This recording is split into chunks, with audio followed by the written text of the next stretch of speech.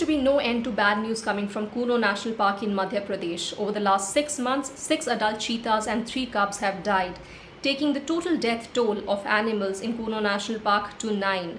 Yes, I'm including the latest cheetah death, which was reported on Wednesday morning. Now, according to the Forest Department, one of the Namibian cats, Tiblisi, was found dead. Now, Tiblisi was one of the female cheetahs who was specially flown in from Namibia to India last September. Remember, this is part of India's grand wildlife experiment to restore the population of this endangered carnivore in the country. Cheetahs got extinct from India almost 70 years ago. Now, regards to the latest incident, the exact cause of death is still unclear and a post-mortem examination is underway. However, we spoke to some of the officials associated with the project and they say that the female cheetah was yet to be recaptured. It was found with a wound around its neck which had a lot of infestation by maggots and flies, which may have caused a blood infection and pushed the animal into a septic shock. Now, experts say that such kind of wounds can be aggravated by radio collars which tend to rub against the skin of the animal. Now, if you remember, a male cheetah had died in July in a very similar way, and that led the cheetah steering committee to call a meeting and discuss the situation with experts from both India as well as South Africa and Namibia.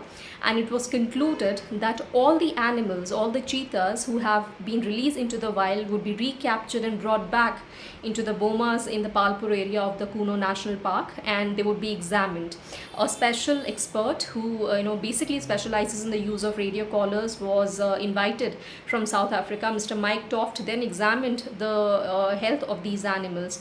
Now, while the Forest Department was able to capture most of these cheetahs, only 2 females were still in the wild, and one of them was Tiblisi, who was found dead on a Wednesday morning.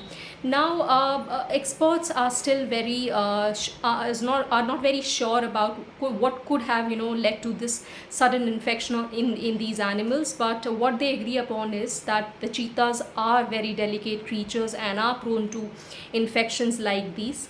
Over the last 6 months, if you remember, all the 6 adult cheetahs and the 3 cubs who have died due to various reasons. The first cheetah death of Sasha was reported in March due to a kidney illness. Then Uday, male cheetah, died due to a cardiopulmonary failure. Then in May, another cheetah died when it was put into an enclosure with the other 2 male cheetahs, and there was violent interaction during mating.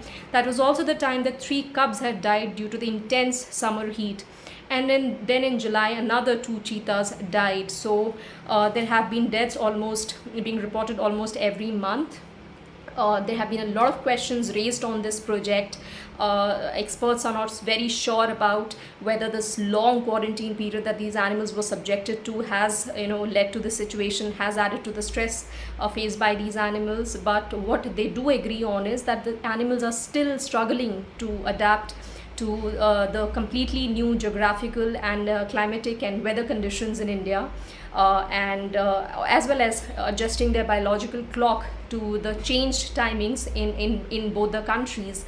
All this, again, as I would like to highlight, is part of Project Cheetah, India's grand wildlife experiment to restore the population of this endangered animal. Thank you so much for watching CNN News 18.